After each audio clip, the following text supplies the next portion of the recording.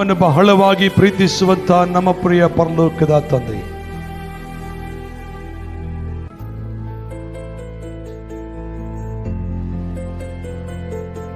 ನಿನ್ನ ಪರಲೋಕದ ಬಾಗಿಲು ತೆರೆದು ನಿನ್ನ ಪರಿಶುದ್ಧಾತ್ಮನ ಹಸ್ತವನ್ನು ಚಾಚಿ ಈ ವಾಕ್ಯ ಮಾತನಾಡುವಾಗ ಅವು ನನ್ನ ಮಾತುಗಳಾಗಿ ಅಲ್ಲದೆ ಅವು ನಿನ್ನ ಮಾತುಗಳನ್ನಾಗಿ ನಿನ್ನ ಮಾತನಾಡಿ.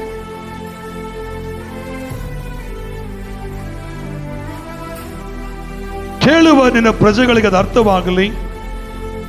ಹೇಳುವ ನನಗೆ ನಿನ್ನ ಜ್ಞಾನವನ್ನು ಕೊಟ್ಟು ಮಾತನಾಡಿ. ಮಹಿಮೆ ನಿಮಗೆ, ಘನತೆ ನಿಮಗೆ. ವಾಕ್ಯ ಕೇಳಿಸಿಕೊಳ್ಳುವಾಗ ಯಾರು ಅಜಾಗೃತರಾಗಿರಬಾರ್ದು, ಜಾಗರೂಕರಾಗಿರಬೇಕು.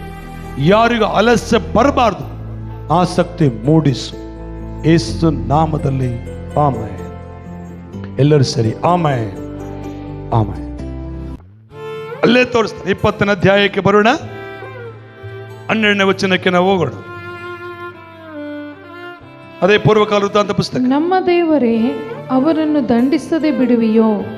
ನಮ್ಮ ಮೇಲೆ ಬಂದ ಈ ಮಹಾ ಸಮೂಹದ ಮುಂದೆ ನಿಲ್ಲುವುದಕ್ಕೆ ನಮ್ಮಲ್ಲಿ ಬಲವಿಲ್ಲ.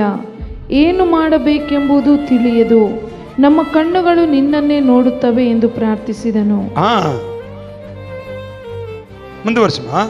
ಎಲ್ಲ ಯಹೂದ್ಯರು ಅವರ ಹೆಂಡತಿ ಮಕ್ಕಳು ಯೆಹೋವನ ಸನ್ನಿಧಿಯಲ್ಲಿ ನಿಂತಿದ್ದರು. Thank you. ದೇವರಿಗೆ ಸ್ತೋತ್ರ. ನಂಬರ್ 3, ಮೂರನೇದಾಗಿ ಯೆಹೋಷಾಫಾಟನ ಎಂತ ಗುಣ ಇತ್ತಂದ್ರೆ, ಸಮಸ್ಯೆಗಳು ಬಂದಾಗ, ಸಂಕಟಗಳು ಬಂದಾಗ, ಶೋಧನೆಗಳು ಬಂದಾಗ ದೇವರ ಸನ್ನಿಧಿಗೆ ಹೋಗುವಂತ ಮನಸ್ಸಿತ್ತಂತೆ.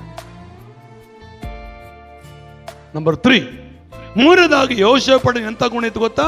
ತಾನಿಗೆ ಏನಾದರೂ ಸಮಸ್ಯೆ ಬಂದ್ರೆ, ತನ್ನ ದೇಶದಲ್ಲಿ ಏನಾದರೂ ಶೋಧನೆ ಬಂದ್ರೆ, ತನ್ನ ದೇಶದ ಜನರ ಮೇಲೆ ಏನಾದರೂ ಅಪಾಯ ಬಂತು ಅಂದುಕೊಂಡ್ರೆ, ಬರ್ತದಂತ ಸನ್ನಿವೇಶ ಗೊತ್ತಾದ ಕೂಡಲೇ ಯಾರೋ ಒಬ್ಬ ಮನುಷ್ಯನ ಹತ್ರ ಹೋಗಿ, ಯಾರೋ ಒಬ್ಬ ಅಧಿಕಾರಿ ಹತ್ರ ಹೋಗಿ ನಮ್ಮ ಸಮಸ್ಯೆ ಹೀಗಿದೆ, ನಮ್ಮ ಸಮಸ್ಯೆ ಹೀಗಿದೆ ಎಂಬುದಾಗಿ ಯಾರ ಮುಂದೆ ಹೇಳ್ಕೊಳ್ತಾ ಇಲ್ಲ, ದೇವರ ಬಳಿಗೆ ಬಂದು ಪ್ರಾರ್ಥಿಸುವಂತ ಗುಣ ಯೆಹೋಷಾಫಾಟನಿಗಿತ್ತು. ಇವತ್ತು ನಮ್ಮ ಮನೆಗೆ ಏನಾದ್ರು ಸಮಸ್ಯೆ ಬಂದ್ರೆ ನಾವು ಊರೆಲ್ಲ ಬಿತ್ತಿ ಹೋಗ್ಬಿಡ್ತೇವೆ. ಬಿತ್ತದು. ಯಾಕಮ್ಮ ಸಪ್ಪಗದಿ ಅಂತ ಕೇಳಿದ್ರೆ ಸಾಕು, ಏನು ಮಾಡ್ತೀವಿ ಸಣವ, ನಮ್ಮ ಮನೆಗೆ ಹೇಳಬಾರ್ದು, ಇನ್ನು ಕೇಳಬಾರ್ದು, ಸಾಕಾಗೋಗ್ಬಿಟ್ಟತೆ. ಏನಾಗ್ಬಿಟ್ಟತೆ?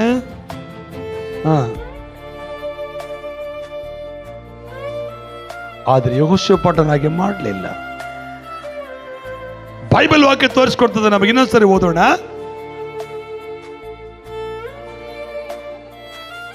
ನಾವರನ್ನು ದಂಡಿಸದೆ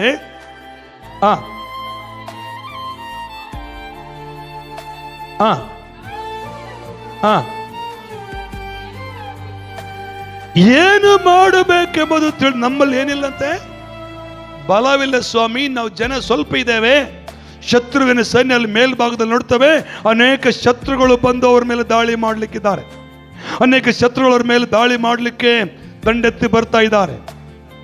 ನೀವು 1ನೇ 20ನೇ 1ನೇ ವಚನ ಓದ್ಕೊಂತ ಬರ್ರಿ, ಮನೆಯಲ್ಲಿ ನೋಡ್ರಿ, ಅಲ್ಲಿ ಶತ್ರುಗಳ ದಾಳಿ ದಂಡೆತ್ತಿ ಬರ್ತದೆ. ಅವಾಗ ಆತನು ಏನ್ ಮಾಡ್ತಾನೆ ಗೊತ್ತಾ? ಇನ್ನು ಏನ್ ಮಾಡ್ಬೇಕು, ನಾನು ಅವ್ರ ಜೊತೆ ಯುದ್ಧ ಮಾಡಕ್ಕಾಗಲ್ಲ, ನಾನು ಅವ್ರ ಮೇಲೆ ಯುದ್ಧ ಮಾಡಿ ಗೆಲ್ಲಕ್ಕಾಗಲ್ಲ, ನನ್ನ ಜನ ಕಡಿಮೆ ಇದ್ದಾರೆ, ಆದ್ರೆ ಬಲ ಕೂಡ ಇಲ್ಲ. ನಮ್ಮಲ್ಲಿ ಏನಿಲ್ಲ, ಬಲ ಇಲ್ಲ. ಈಗ ಯಾರಾದ್ರೂ ನಮ್ಮ ಮೇಲೆ ಜಗಳಕ್ಕೆ ಬಂದ್ರೆ ಹೇಳಿ, ರುದ್ರೇಶಣ್ಣ ಅಂತ ಜನ 10 ಜನ ಕರ್ಕೊಂಡ್ರೆ ಗೆದ್ದು ಬರ್ತನ ನಾನು? ಸೇಮ್ ನಿನ್ನಂತ 10 ಜನ ನಾನು ಹಿಂದೆ ಕರ್ಕೊಂಡೋಗಿ ಬಾಡಿ ಗಾಡ್ತಾರೆ, ಬನ್ರಿ ಅವ್ರು ನೋಡೋದಾಕ್ರಂದ್ರೆ ನೀವು ಹೊಡೆದಾಡ್ತಾರೆ. ಹೆಂಗ ಅನ್ನೋದ್ರಾಗ ಎದ್ದು ಕೆಡ್ಬಿಟ್ಟು ಬಿದ್ದುಬಿಡ್ತೀನಿ. ಬಲ ಏನ್ರಲ್ಲ, ಮಾತಾಡೋ ಸಾಮರ್ಥ್ಯ ಆತನಿಗಿದೆ, ಮಾತಾಡ್ಬೋಲ್ಲೇನತನು, ಆದ್ರೆ ಹೊಡೆದಾಡೋ ಶಕ್ತಿ ಆತನಿಗಿದೆಯಾ ಅಣ್ಣ? ಕುಂತು ಮಾತಾಡಿದ್ರೆ ಮಾತಿನಲ್ಲಿ ಗೆದ್ದು ಬರ್ತಾನೆ, ಆದ್ರೆ ಬೆಳಿಗ್ಗೆ ತಗೊಂಡು ಹೊಡೆದಾಡ್ಬೇಕಂದ್ರೆ ಆಗುತ್ತಾ? ನೀನು ಸುಮ್ಮನೆ ನೋಡೋ, ನನಗೆ ಹೌದಾ ನಂಗಿದ್ದೀನಿ, ಮತ್ತೆ ಹಂಗೆ ಹೇಳಪ್ಪ ನೀನು, ನನ್ನ ಧೈರ್ಯ ಬರ್ತದೆ. ಇಲ್ಲಿ ಯೆಹೋಷಾಫಾಟನು ಕೂಡ ಶತ್ರುವಿನ ಸೈನ್ಯ ಮೇಲೆ ದಂಡೆತ್ತಿ ಬಂದಾಗ ಏನ್ ಮಾಡ್ಬೇಕು ಗೊತ್ತಾಗ್ತಾ ಇಲ್ಲ. ನಾವು ಬಲ ಇಲ್ಲದವರಾಗಿದ್ದೇವೆ, ನಮ್ಮ ಬಲ ಕಡಿಮೆ ಇದೆ, ನಾ ಬಲಮ ತಕ್ಕವನಿದೆ ಪ್ರಭುವ, ನಾ ಬಲಮಲೇನಿಗವ ನಾನು ದಾನಮ್ಮ, ನಮಗೇನಿಲ್ಲ, ಬಲ ಇಲ್ಲ. ಅದಕ್ಕೆ ಯೆಹೋಷಾಫಾಟನಿಗೆ ಸಮಸ್ಯೆಗಳು ಬಂದಾಗ ಎಲ್ಲಿ ಹೋಗ್ತಾನೆ ಆತನ? ದೇವರ ಸನ್ನಿಧಿಗೆ ಹೋಗಿ ಪ್ರಾರ್ಥನೆ ಮಾಡ್ತಾ ಇದ್ದಾನೆ. ಈಗ ನಿಮಗೆ ಅರ್ಥವಾಗಬೇಕಂದ್ರೆ 20ನೇ ವಚನದಿಂದ ಓದ್ಕೊಂತ ಬಂದ್ರೆ ನೀವು ಮನೇಲಿ ಓದ್ಕೊಳ್ರಿ. ಅಲ್ಲಿ ದೇವರ ಸನ್ನಿಧಿಯಲ್ಲಿ 12ನೇ ವಚನದಲ್ಲಿ ದೇವರಿಗೆ ಮೊರೆ ಇಟ್ಟನೋ, 12ನೇ ವಚನ ದೇವರಿಗೆ ಸ್ತೋತ್ರ ಸಲ್ಲಿಸಿ ಪ್ರಾರ್ಥನೆ ಮಾಡಿದನು. 20ನೇ ವಚನದಿಂದ ಹೆಚ್ಚು ಕಡಿಮೆ 30ನೇ ವಚನವರೆಗೆ ನೀವು ಓದಿಕೊಳ್ಳ್ರಿ ಮನೆಯಲ್ಲಿ. ಅವರ ಮೇಲೆ ಬಂದರು ಶತ್ರುಗಳು ತಾನೇ ಹೊಡ್ಕೊಂಡು ಅವರೇ ಬಡ್ಕೊಂಡು ಅವರೇ ಸತ್ತು ಹೋಗಿದ್ದಾರೆ. ರಾಶಿ ಎಳೆಗಳ ಬಿದ್ದು ಹೋಗಿದ್ದಾವೆ. ಇವರು ಯಾರ ಮೇಲೆ ಯುದ್ಧ ಮಾಡಲಿಲ್ಲ. ಆಮೆನ್ ಹೇಳಿ ಹಲ್ಲೆಲೂಯಾ. ಈಗ ನಿಮ್ಗೆ 14ನೇ ವಚನ ಓದ್ರಿ. 14ನೇ ವಚನ ಸರ್ ಓದ್ರಿ.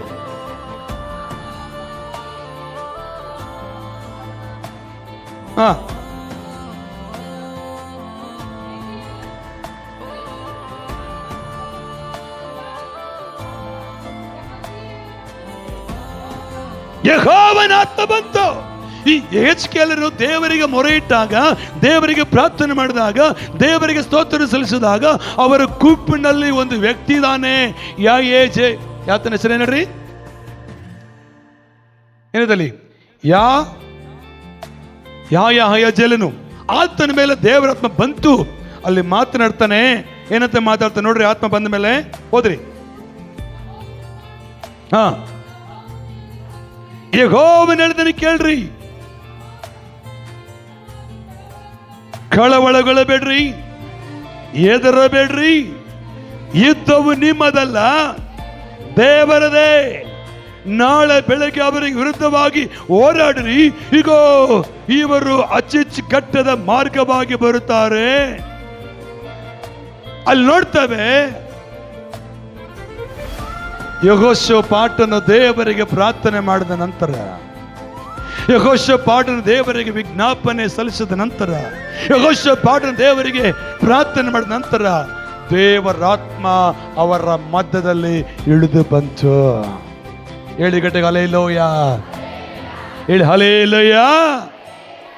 ಸಮಸ್ಯೆಗಳು ಬಂದಾಗ ದೇವರ ಮುಂದೆ ಕೂತ್ಕೊಂಡು ಪ್ರಾರ್ಥಿಸಿದ್ರೆ ಆ ಸಮಸ್ಯೆಗೆ ಪರಿಹಾರವನ್ನ ನಿಮ್ಮ ಮಧ್ಯದಲ್ಲಿ ದೇವರು ತಂದಿಡುತ್ತಾನೆ. ಆ ಪರಿಹಾರವನ್ನು ನೀವೇ ಕಂಡುಕೊಳ್ಳುವಂತೆ ಮಾಡ್ತಾನೆ. ಅದುವರೆಗೂ ಯೆಹೆಜ್ಕೇಲನು ಸಾಮಾನ್ಯ ವ್ಯಕ್ತಿಯಾಗಿದ್ದನು. ಅದುವರೆಗೂ ಅಲ್ಲಿ ಆ ವ್ಯಕ್ತಿ ಆತ್ಮ ದೇವರತ್ನ ಬಂದ ವ್ಯಕ್ತಿ ಸಾಧಾರಣ ವ್ಯಕ್ತಿ ಆಗಿದ್ದನು. ಯಾವಾಗ ಯೆಹೋಷಾಫಾಟನು ಕರ್ತನಿಗೆ ಮೊರೆಯಿಡಲಿಕ್ಕೆ ಪ್ರಾರಂಭಿಸಿದನೋ ಆ ಆತ್ಮ, ಆ ಪ್ರಾರ್ಥನಾ ಬಲ, ಆ ಪ್ರಾರ್ಥನಾ ಶಕ್ತಿ, ಆ ಪ್ರಾರ್ಥನಾ ಮಹಿಮೆ, ಆ ಪ್ರಾರ್ಥನಾ ಪ್ರಭಾವ ಆ ವ್ಯಕ್ತಿಯ ಮಧ್ಯದಲ್ಲಿರುವಂತ ಒಬ್ಬ ವ್ಯಕ್ತಿಯ ಮೇಲೆ ಆತ್ಮ ಬಂತ. ಅಲ್ಲಿ ಏನಂತಾನೆ ಗೊತ್ತಾ? ಯೆಹೋಷಾಫಾಟನೇ, ಯೆಹೋವನು ಹೇಳುವುದನ್ನು ಕೇಳಿಸಿಕೋ. ಈ ಮಹಾಸಮುದ್ರ ನಿಮಿತ್ತವಾಗಿ ಕಳವಳಗೊಳ್ಳಬೇಡ್ರಿ, ಏನ್ ಮಾಡಬೇಡ್ರಿ, ಹೆದರಬೇಡ್ರಿ, ಯುದ್ಧವು ನಿಮ್ಮದಲ್ಲ, ಯೆಹೋವನದೇ. ನೀನ್ ಸಮಸ್ಯೆ ಬಂದಾಗ ಅವ್ರ ಎದುರಾಳಿ ಹತ್ರ ಹೋಗಿ ಯುದ್ಧ ಮಾಡಿ ಹೋರಾಡಬೇಡ. ನೀನ್ ಗೆಲ್ಲಕ್ಕಾಗಲ್ಲ.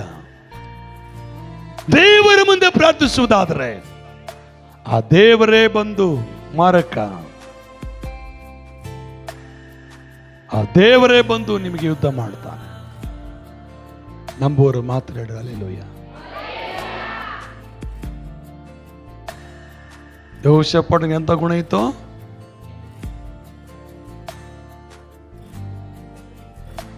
ಸಮಸ್ಯೆಗಳು ಬಂದಾಗ, ಸಂಕಟಗಳು ಬಂದಾಗ ದೇವರ ಮುಂದೆ ಕುಂತು ಪ್ರಾರ್ಥಿಸುವಂತ ಗುಣ ಇತ್ತು. ನೀವು 20ನೇ ವಚನದಿಂದ ಓದ್ಕೊಂತ ಮನೆಯಲ್ಲಿ ನೋಡ್ರಿ. ಅಲ್ಲಿ ಮೋವಾಬ್ಯರು, ಸೆರಾಫಿಯರು ಎಲ್ಲರೂ ಕೂಡ ಬಡದಾಡಿ ಅವರೇ ಸತ್ತು ಹೋದ್ರು. ಅಲ್ಲಿ ಕೆಳಗೆ ನೋಡ್ತವೆ 24ನೇ ವಚನದಲ್ಲಿ, ಯೆಹೂದ್ಯರು ಅರಣ್ಯದಲ್ಲಿನ ಬುರುಜಿಗೆ ಬಂದು ಆ ಸಮೂಹವಿದ್ದ ಕಡೆಗೆ ನೋಡಿದಾಗ ನೆಲದ ಮೇಲೆ ಬಿದ್ದಿರುವ ಹೆಣಗಳ ಹೊರತಾಗಿ ಜೀವದಿಂದ ಉಳಿದಿರುವ ಯಾರೂ ಕಾಣಿಸಲಿಲ್ಲ. ಯುದ್ಧ ಯಾರು ಮಾಡಿದ್ರು? ಯಾವಾಗ ಮಾಡಿದ್ರು?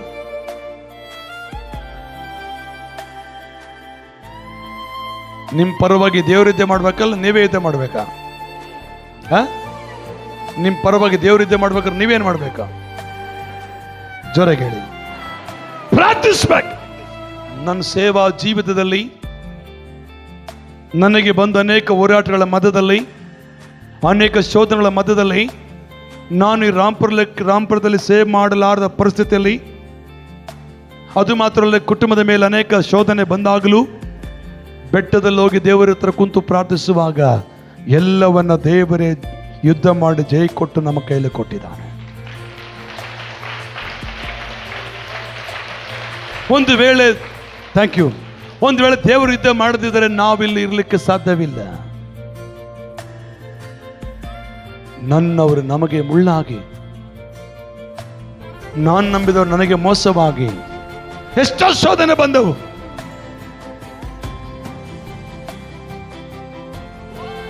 ಆಮೇನ್. ಅವ್ರ ಕುಟುಂಬದಲ್ಲಿ ಕಷ್ಟ ಅಂತನ್ನುವಾಗ ನಮ್ಮ ಕುಟುಂಬದಲ್ಲಿ ಅವ್ರನ್ನ ಪೋಷಿಸಿದ್ವಿ, ನಮ್ಮ ಕುಟುಂಬದಲ್ಲಿ ಅವರನ್ನ ಸಂರಕ್ಷಿಸಿದ್ವಿ. ಆದರೆ ಯುದ್ಧ ಯಾರು ಮಾಡಿದ್ರು? ಹೇಳ್ತಾನೆ ಭಕ್ತನ, ಯುದ್ಧವು ಕರ್ತನದು, ಜಯವು ನಮ್ಮದು. ಬರಲ್ಲ ಯಾರಿಗೆ? ಎಲ್ಲ ಹೊಸ ಪಾಠ ಪಾಡ್ತಾಳೆ, ಹಳೆ ಪಾಠ ಎಲ್ಲ ಹೋಗ್ತಾನೆ. ನಾನು ಯಾವಾಗಲೂ ಹಳೆ ಹಾಡ್ತೀನಿ. ಆಮೇಲೆ ಕರ್ತನಿಗೆ ಸ್ತೋತ್ರ. ಯೆಹೋಷಾಫಾಟನಿಗಿದ್ದಂಥ ಒಳ್ಳೆ ಗುಣ, ಸಮಸ್ಯೆಗಳು ಬಂದಾಗ ದೇವರ ಸನ್ನಿಧಿಯಲ್ಲಿ ಅಲ್ಲಿ ನೋಡ್ತೇವೆ.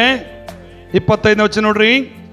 ಅವನ ಜನರು ಸುಲಿಗೆ ಮಾಡುವುದಕ್ಕೋಸ್ಕರ ಅಲ್ಲಿಗೆ ಹೋಗಲು ಅವರಿಗೆ ದ್ರವ್ಯ, ವಸ್ತ್ರ, ಶ್ರೇಷ್ಠ ಆಯುಧ ಇವುಗಳು ರಾಶಿಯಾಗಿ ಸಿಕ್ಕಿದವು. ಅವರು ಓರ್ಲಾದಷ್ಟು ಸುಲುಕೊಂಡರು. ಅಂದ್ರೆ ಎಷ್ಟು ಜನ ಬಂದಿರ್ಬೋದು? ಈ ದೇಶ ಜನರೆಲ್ಲರೂ ಸೇರಿ ಓರ್ಲಿಕ್ಕೆ ಆಗಲಷ್ಟು ಆಯುಧಗಳಿದಾವೆ ಅಂದ್ರೆ ಮತ್ತೆ ಎಷ್ಟು ಜನ ಇರ್ಬೋದು? ಅವರು ಸ್ವಲ್ಪ ಊಹಿಸ್ಕೊಡ್ರಿ. ಇವ್ರು ಯುದ್ಧ ಮಾಡಿದ್ರೆ ಅವ್ರ ಮೇಲೆ ಗೆಲ್ಲಕ್ಕಾಗ್ತಿತ್ತಾ? ಇದೊಂದ್ಸರಿ ಅಲ್ಲೆಲ್ಲ ಹೇಳ್ರಿ, ಇದೊಂದ್ಸರಿ ಅಲ್ಲೆಲ್ಲೂಯ್ಯ. ಪಕ್ಕದಗಳ ಅಕ್ಕ ಇಲ್ಲೇ ಇರಕ್ಕ ಇನ್ನು ಅರ್ಧ ಗಂಟೆ ಆಮೇಲೆ ಹೋಗುವಂತೆ, ಪಾಸ್ಟ್ ಕಳಿಸ್ಬಿಡ್ತಾರಂತೆ. ನೀನು ಕಳ್ಸೋದಕ್ಕ ನಿಲ್ಲಿರ್ತೀಯಮ್ಮ, ಆಮೇಲೆ ಅಂದ್ರೆ ಸಾಕು ಓಡಾಗಿದ್ದೀಯ. ವಾಕ್ಯ ಕಡೆ ಹೋಗೋಣ. ಈಗ ಸ್ವಲ್ಪ ನಿಮ್ಮನ್ನ ನನ್ನ ಕಡೆಗೆ ಗಮನ ಹರಿಸಬೇಕು. ಈ ಮಾತು ಹೇಳಿದ್ರೆ ಕ್ಷಮಿಸ್ರಿ. ಇಲ್ಲಿ ವಾಕ್ಯ ಇರ್ತದೆ, ಯೆಹೋಷಾಫಾಟನಿಗೆ ಎಂತ ಗುಣ ಇತ್ತು ಗೊತ್ತಾ? ಸಮಸ್ಯೆಗಳು ಬಂದಾಗ ಹೆಂಡತಿ ಹತ್ರ ಹೋಗಿ ಏನ್ ಮಾಡ್ಬೇಕಂತ ಕೇಳಲಿಲ್ಲ, ಅವ್ರ ಅಪ್ಪನ ಹತ್ರ ಹೋಗಿ ಏನ್ ಮಾಡ್ಬೇಕಂತ ಕೇಳಲಿಲ್ಲ, ಅವರ ಸೈನಿಕರ ಹತ್ರ ಹೋಗಿ ಏನ್ ಮಾಡೋಣ ಅಂತ ಆಲೋಚನೆ ಮಾಡಲಿಲ್ಲ, ಅವರ ಸಮಾಜದವರ ಹತ್ರ ಹೋಗಿ ಏನ್ ಮಾಡೋಣ ಎಂಬುದಾಗಿ ತೀರ್ಮಾನ ಮಾಡಿಕೊಳ್ಳಲಿಲ್ಲ. ಓಡಿ ಹೋಗಿ ಆ ದೇವರ ಮಧ್ಯೆ ಮೊಣಕಲ್ಲು ಹಾಕಿ ಪ್ರಾರ್ಥನೆ ಮಾಡಲಿಕ್ಕೆ ಪ್ರಾರಂಭಿಸಿದ್ರು. ಆ ಪ್ರಾರ್ಥನೆ ಬಲವೇ ಯೆಹೋವನ ಆತ್ಮ ಅವರ ಮಧ್ಯದಲ್ಲಿ ಇಳಿದು ಬಂದು ಯುದ್ಧವ ದೇವರ ಮಾಡಿದನು.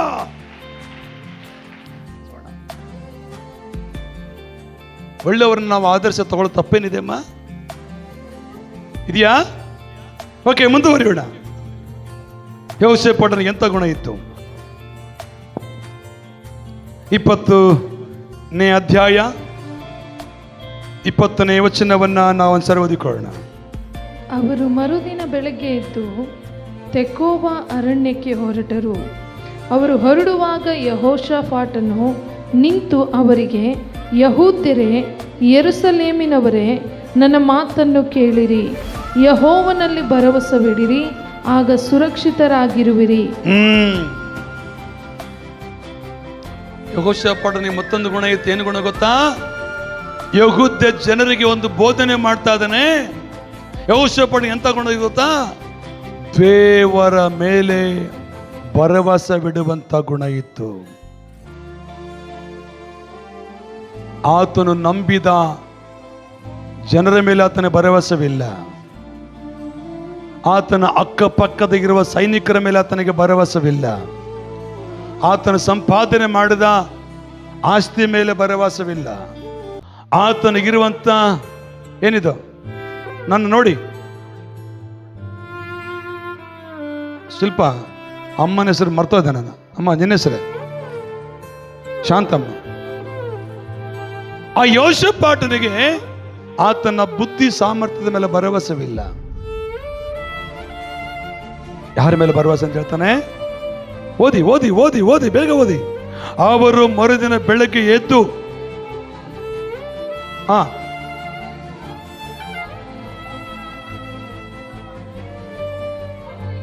ಅವರಿಗೆ ಯೆಹೂದ್ಯರೇ, ಯೆರೂಸಲೇಮಿನವರೇ, ನನ್ನ ಮಾತನ್ನು ಕೇಳಿರಿ,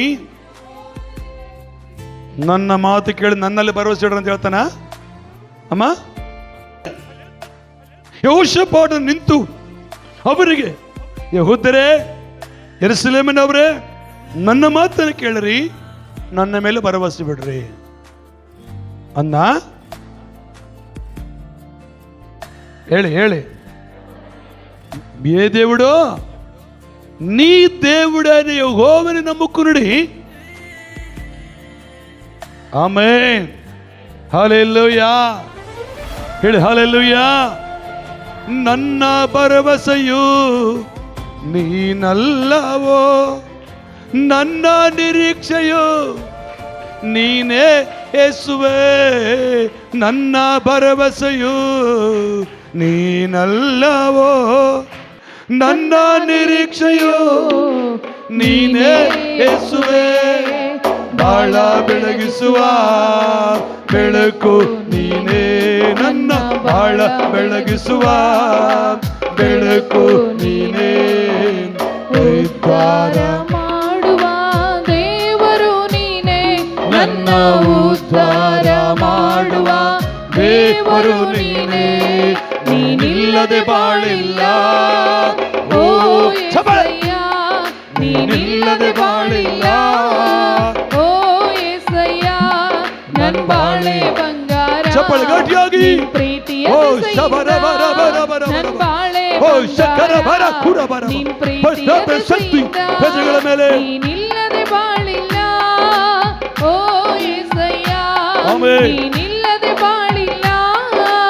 ಓ యేసయ్య, ನನ್ ಬಾಳೆ ಬಂಗಾರ, ನಿನ್ ಪ್ರೀತಿಯ ದಿಸೆಯಿಂದ, ನನ್ ಬಾಳೆ ಬಂಗಾರ, ನಿನ್ ಪ್ರೀತಿಯ ದಿಸೆಯಿಂದ, ನನ್ನ ಭರವಸೆಯೋ ನೀನಲ್ಲವೋ, ನನ್ನ ನಿರೀಕ್ಷೆಯೋ ನೀನೇ Yes, ಯೇಸುವೇ, come on. ನನ್ನ ಭರವಸೆಯೋ ಯೇಸುವೇ. ನೀನಲ್ಲವೋ, ನನ್ನ ನಿರೀಕ್ಷೆಯೋ ನೀನೇ ಯೇಸುವೇ, ಬೆಳಗಿಸುವ ಬೆಳಕು ಶ್ರೀಮಂತನು ನೀನೇ, ನನ್ನ ಬಾಳ ಬೆಳಗಿಸುವ ಶ್ರೀಮಂತನು ನೀನೇ, ಕೈ ಹಿಡಿದು ನಡೆಸುವ ತಾಯಿಯು ನೀನೇ, ನನ್ನ ಕೈ ಹಿಡಿದು ನಡೆಸುವ ತಾಯಿಯು ನೀನೇ, ನೀನಿಲ್ಲದೆ ಬಾಳಿಲ್ಲ. ಓ యేసయ్య, ನೀನಿಲ್ಲದೆ ಬಾಳಿಲ್ಲ. ಓ యేసయ్య, ನನ್ ಬಾಳೆ ಬಂಗಾರ, ನಿನ್ ಪ್ರೀತಿಯ ದಿಸೆಯಿಂದ, ನನ್ ಬಾಳೆ ಬಂಗಾರ, ನಿನ್ ಪ್ರೀತಿಯ ದಿಸೆಯಿಂದ, ಬಾಳೆ ಬಂಗಾರ, ನಿನ್ ಪ್ರೀತಿಯ ದಿಸೆಯಿಂದ, ನನ್ ಬಾಳೆ ಬಂಗಾರ, ನಿನ್ ಪ್ರೀತಿಯ ದಿಸೆಯಿಂದ. ಆಮೆನ್. ಹೇಳ್ರಿ, ನಮ್ಮ ಭರವಸೆ ಯಾರು? ನಾವು ಸಂಪಾದಿಸುವ ನಮ್ಮ ಹಣವ, ನಾವು ಹೆತ್ತಿರುವ ನಮ್ಮ ಮಕ್ಕಳ, ನಮಗಿರುವ ಅಧಿಕಾರನ? ಮಾತಾಡ್ತಾ ಇಲ್ವೇ? ನಮ್ಮ ಅಕ್ಕಪಕ್ಕದ ನಮ್ಮ ಬಂಧುಗಳ, ನಮ್ಮ ಸ್ನೇಹಿತರ, ಯಾರು ನಮ್ಮ ಭರವಸೆ? ದೇವರೇ ನನ್ನ ಭರವಸೆ. ಹೇಳ್ರಿ, ಯಾರು ದೇವರ ಮೇಲೆ ಭರವಸೆ ಬಿಡುತ್ತಾರೋ ಅವರನ್ನು ದೇವರು ಕೈ ಬಿಡುವುದಿಲ್ಲ, ಅವರನ್ನು ದೇವರು ಅಲ್ಲಗಳೆಯುವುದಿಲ್ಲ. ಆದರೆ ಇವತ್ತು ಜನರು ದೇವರ ಮೇಲೆ ಭರವಸೆ ಬಿಡಲ್ಲ. ಅವರ ಜ್ಞಾನ, ಬುದ್ಧಿ, ವಿವೇಕದ ಮೇಲೆ ಭರವಸೆ ಬಿಡುತ್ತಾರೆ, ಅವರ ಸಂಪಾದನೆ ಮೇಲೆ ಭರವಸೆ ಬಿಡುತ್ತಾರೆ. ಒಬ್ಬರು ನನಗೆ ಹೇಳಿದ್ರು ಮೊನ್ನೆ, ನಿನಗೇನು ಗೊತ್ತಪ್ಪ, ದುಡ್ಡಿದ್ರೇನೆ ಅಲ್ಲ, ದುಡ್ಡಿರಬೇಕು ಅಂದ್ರು. ಕರೆಕ್ಟ್, ತಪ್ಪಲ್ಲ. ಆ ದುಡ್ಡನ್ನು ಸಂಪಾದಿಸಲಿಕ್ಕೆ ನಿನಗೆ ದೇವರ ಜ್ಞಾನ ಬೇಕಲ್ವಾ? ದೇವರು ನಿನಗೆ ಆರೋಗ್ಯ ಬೇಕಲ್ವಾ? ದುಡ್ಡಿರಬೇಕು, ಇಲ್ಲ ಅಂತ ಹೇಳ್ತಾ ಇಲ್ಲ. ದುಡ್ಡು ಸಂಪಾದನೆ ಪಡೆದು ನೀನು ಆರೋಗ್ಯ ಬೇಕು ತಾನೆ? ಆರೋಗ್ಯ ಎಲ್ಲಿಂದ ಬರ್ತದೆ? ದುಡ್ಡಿನಿಂದ ಬರ್ತದ? ಹಲೋ, ಬರ್ತದ? ಬರಲ್ಲ. ಅದಕ್ಕೆ ದೇವ್ರ ವಾಕ್ಯ ಹೇಳ್ತದೆ, ಯೆಹೋವ ರಾಫಾ, ಆತನ ಹೆಸರು ಹೇಳ್ರಿ, ಆರೋಗ್ಯದಾಯಕನಾತನೇ. ನಂಬರ್ 4 ಯೆಹೋಷಾಫಾಟನು ಎಂಥವನಾಗಿದ್ದನು? ದೇವರ ಮೇಲೆ ಭರವಸೆ ಬಿಡುವ ಭಕ್ತಿಯಾಗಿದ್ದನು. ಅಲ್ಲಿ ಹೇಳ್ತಾನೆ, ಯೆಹೋವನಲ್ಲಿ ಭರವಸೆ ಬಿಡ್ರಿ, ಆಗ ಸುರಕ್ಷಿತರಾಗಿರುವಿರಿ. ಆತನ ಪ್ರವಾದಿಗಳನ್ನು ನಂಬಿರಿ, ಆಗ ಸಾರ್ಥಕರಾಗುವಿರಿ ಎಂದು ಹೇಳಿದನು. ಆಮೇಲೆ ಅವನು ಜನರ ಸಮ್ಮತಿಯಿಂದ ಯೆಹೋವನಿಗೋಸ್ಕರ ಗಾಯನ ಮಾಡುವುದಕ್ಕಾಗಿ ಕೆಲವರನ್ನು ಆರಿಸಿಕೊಂಡು ಅವರಿಗೆ ಪರಿಶುದ್ಧತ್ವ ಎಂಬ ಭೂಷಣದೊಡನೆ ಭಟರ ಮುಂದೆ ಹೋಗುತ್ತಾ ಯೆಹೋವನಿಗೆ ಕೃತಜ್ಞತೆ ಮಾಡಿರಿ, ಆತನ ಕೃಪೆ ಶಾಶ್ವತವಾಗಿದೆ ಎಂದು ಭಜಿಸಿರಿ ಎಂಬುದಾಗಿ ಆಜ್ಞಾಪಿಸಿದನು. ಜನರು ಯೆಹೋಷಾಫಾಟನ ಮಾತನ್ನು ಕೇಳಿದರು. ಇದು ಕೆಳಭಾಗದಲ್ಲಿಯೇ 22-23 ವಚನಕ್ಕೆ ಬಂದು ನೋಡಿದ್ರೆ ಅವರೆಲ್ಲರೂ ಸಂಹಾರವಾಗಿ ಹೋಗ್ಬಿಟ್ರು. ಯೆಹೋಷಾಫಾಟನಾಗಲಿ ಯೆಹೋಷಾಫಾಟನ ಪ್ರಜೆಗಳಾಗಲಿ ಯುದ್ಧ ಮಾಡಲಿಲ್ಲ. ಯಾರು ಯುದ್ಧ ಮಾಡಿದ್ರು? ದೇವರೇ. ಅವರೇ ಹೊಡ್ಕೊಂಡು ಹೋಗ್ಬಿಟ್ರು. ಅವರೇ ಹೊಡ್ಕೊಂಡು ಅವ್ರಿಗವರು ಸತ್ತೋದ್ರು. ಇವ್ರನ್ನ ಹೊಡೆಯಕ್ಕೆ ಬಂದವರು, ಇವ್ರನ್ನ ಹತ ಮಾಡಕ್ ಬಂದವರು, ಅವ್ರನ್ನವರು ಹೊಡ್ಕೊಂಡು ಅವರವರ ಹತರಾಗಿ ಹೋದ್ರು. ಕಾರಣ ಯೆಹೋಷಾಫಾಟನಿಗಿದ್ದಂಥ ಒಳ್ಳೆಯ ಗುಣ, ದೇವರನ್ನು ಹುಡುಕುವಂತ ಗುಣ. ಯೆಹೋಷಾಫಾಟನಿಗಿದ್ದ 2ನೇ ಗುಣ, ದೇವರ ವಾಕ್ಯವೆಲ್ಲ ಪ್ರಜೆಗಳಿಗೆ ಬೋಧಿಸಬೇಕೆನ್ನುವಂಥ ಗುಣ. ಯೆಹೋಷಾಫಾಟನಿಗಿದ್ದ 3ನೇ ಒಳ್ಳೆಯ ಗುಣ, ಸಮಸ್ಯೆಗಳ ಬಂದಾಗ ಕರ್ತನ ಮುಂದೆ ಕುಂತು ಪ್ರಾರ್ಥಿಸುವಂತ ಗುಣ. 4ನೇದಾಗಿ ಯೆಹೋಷಾಫಾಟನಿಗಿದ್ದ 4ನೇ ಗುಣ, ದೇವರ ಮೇಲೆ ಭರವಸೆ ಬಿಡುವಂತ ಗುಣ. ಈ ಕಾರಣಕ್ಕಾಗಿ ಯೆಹೋಷಾಫಾಟನ ಜೀವನದಲ್ಲಿ ಜಯವನ್ನು ಕಾಣಲಿಕ್ಕೆ ಸಾಧ್ಯವಾಯಿತು. ಕಣ್ಮುಚ್ಕೊಂಡು ಪ್ರಾರ್ಥನೆ ಮಾಡೋಣ. ಇನ್ನು ತುಂಬ ಉಂಟು, ಆದರೆ ನಿಮಗೆ ನಾನು ಇಷ್ಟಕ್ಕೆ ಸಾಕಂತ ನಾನು ಭಾವಿಸ್ತೇನೆ.